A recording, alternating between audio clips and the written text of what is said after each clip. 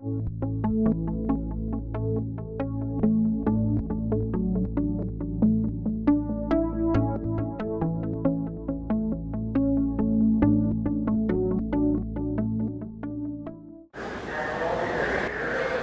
everyone, my name is Robert Maxxim. I'm originally from Cuba, came to the States in 1969, and I'd like to talk to you today about many experiences that I've had over the years with extraterrestrial intelligence. My first sighting was when I was about 5 years old. I was in Cuba at the time, and I witnessed what I would call a mothership far off in the horizon. I had never witnessed an extraterrestrial craft before, and as we know, the Cuban government tries to hush any knowledge whatsoever of extraterrestrial life, so I didn't know what to think of it. When I came to the United States, then for the first time I began to see that perhaps I had actually seen something worthwhile to report.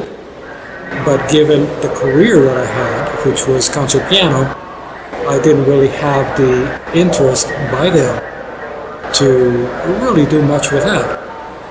It wasn't until I was about 15 years old that I had what I could call the big one.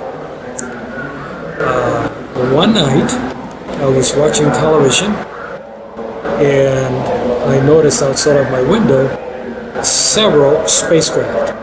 They were close enough to say within 50 to 100 feet of the house. I could see them clearly. Those would vanish, new ones would arrive, they would materialize, dematerialize, fly in, fly out. It was a great extraterrestrial show. I was greatly surprised by witnessing those spacecraft, so the following night, I had a small 2-inch reflector telescope, and I decided I am going to go and meet them in person. What a great opportunity. So I went out with the telescope, and sure enough, I was able to see up close the spacecraft, their windows, their designs, but suddenly I was overtaken by great slumber. So I headed back to the house. I never made it in the house that I'm aware of. I fell at the door, just basically fell asleep.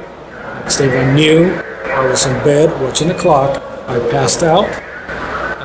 Mentally, I went to a light tunnel and showed up in this wonderful spiritual place.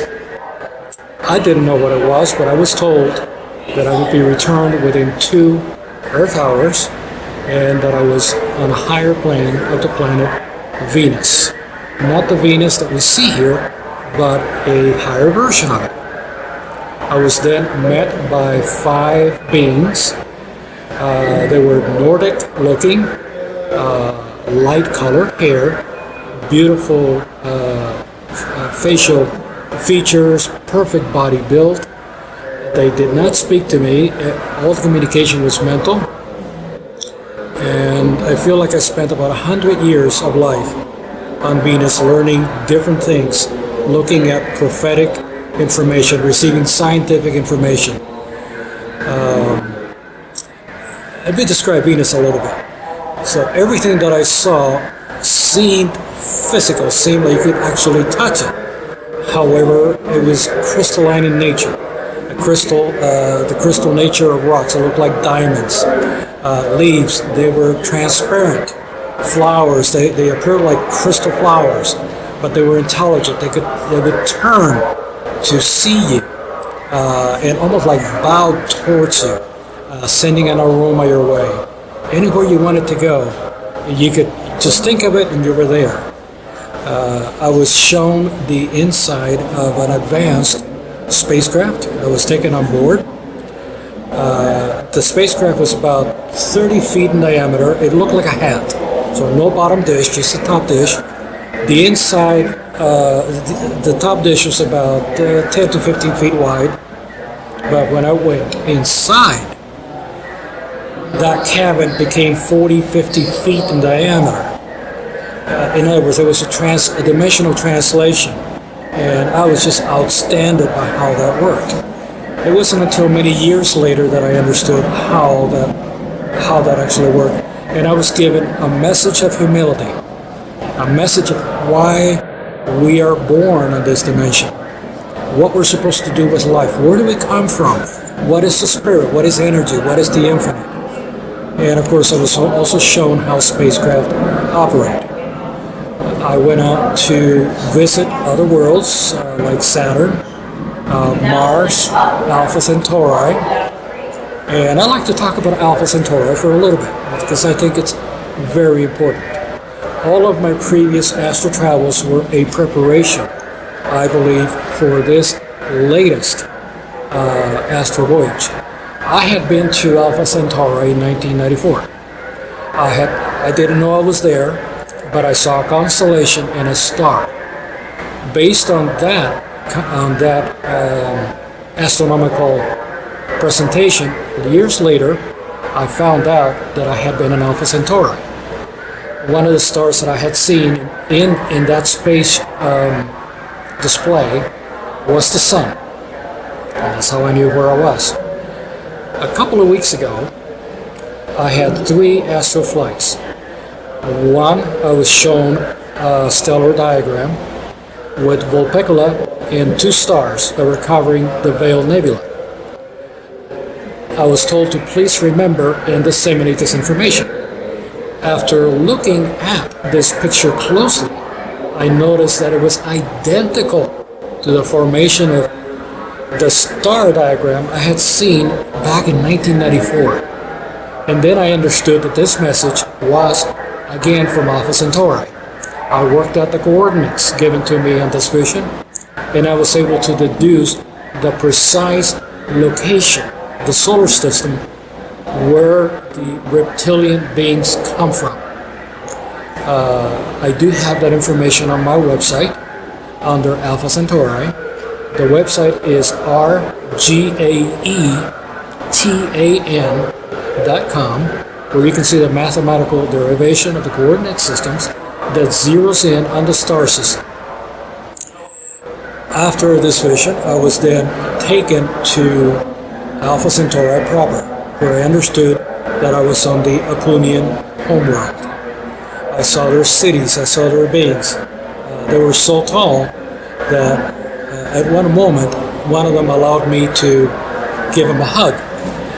They were so tall that my hands standing all the way up, reached to their shoulders. So they were at least 9-10 feet tall. I was shown their educational facilities, their medical facilities, surgical facilities, but I was given 2 extremely important messages to give to the world. The first message is that man in this world lives to steal and to hurt one another against the infinite laws. Man has lost the touch with the infinite, and as a result, we not only hurt each other, but we hurt ourselves by going against the flow of the infinite. What is that flow of the infinite? We are infinite beings. As infinite beings, we are multi-layered consciousness. In this life, we are perhaps at the lowest level of consciousness, but simultaneously, we have thousands, millions of consciousness levels going all the way up to our superconscious, who is the most advanced layer, spiritual layer of our being. The purpose of life is in between lives and what we call death, which does not exist, is to go up in these consciousness levels to a higher spiritual frequency, learn from the masters in these higher planes and dimensions, and then bring that information back to this life so that we can enrich this lower consciousness of ours and evolve it upwards, so that eventually in time, after certain reincarnations, we will all be joined as one being and continue evolving into even higher dimensions. That is the mission of life on this world, to bring the teachings from a higher plane into this plane and evolve We call some individuals that seem to practice what they learn in between lives as prodigies, gifted children. They're not. They're beings who have learned before this life in order to evolve themselves. If we fail to carry out these missions, we of course de-evolve, and causes us to have to reincarnate more and more and more times. So word to the wise, we all have a mission to carry out, and that mission is to practice the universal laws. First, we have to reach within and take them from the heart and put them to practice. The key word is we have to give everything that we have for others. We have to help and serve the infinite. We have to serve the elements. If we do not, obviously the elements turn against us. We have discovered fire. We can use fire to a higher degree, to a higher level of utility. But yet if we misuse fire, it will burn us. It is the same with any other infinite energy in the cosmos. So that is message number one from the Apunians. Understand infinity, understand why we're here, and learn to stick to that mission. Don't be waylaid by forms of entertainment, excesses. They use the word excess a lot. Do not give in to excesses, luxuries. Try to have whatever the Jones have, you want to have. We have to get out of that mentality. We have to live humble. We have to live simple. And we have to live giving. Once we do that, then we join the great infinity and infinite beings out there who live to evolve positively, and like the Apunians, they're helping us evolve with them in the same trajectory. The second message that they gave me is one of health. The liver is the key to most of our illnesses and aging processes. They called it a fourth generation degenerative disease. I was not aware of what this was, never had heard of it.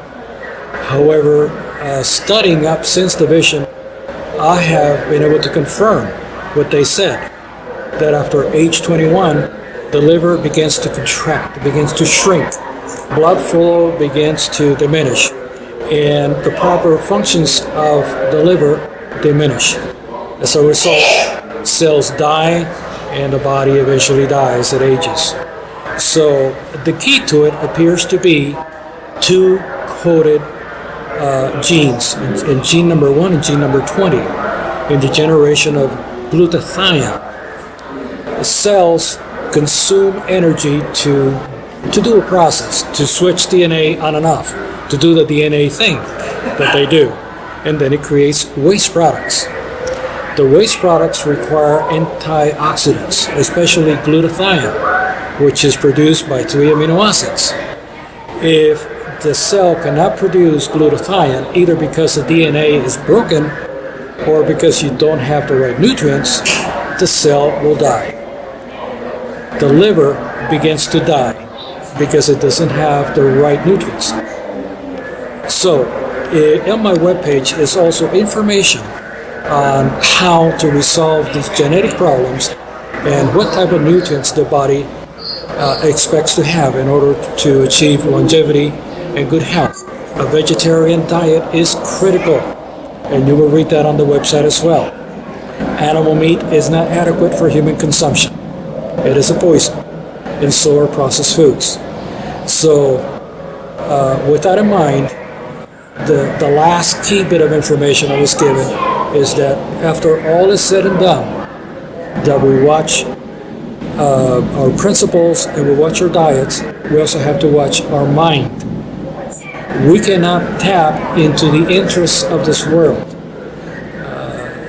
The mannerisms, sometimes the kiddiness, the jokes, the things that most people enjoy, the sports, there are better things to keep in mind, and that is the key to your higher self. We must keep that attunement. at all times. And if we can attune and live positively and recognize our past lives and all the mistakes that we have made in the past and correct them in this life, that higher mental attitude will help open up the keys and the chakras of this physical body, and therefore heal it, rejuvenate it, and keep it in sync with the spiritual counterpart of the flesh, from whence we get the DNA. The DNA is not a physical aberration. The DNA is a replica of a spiritual force.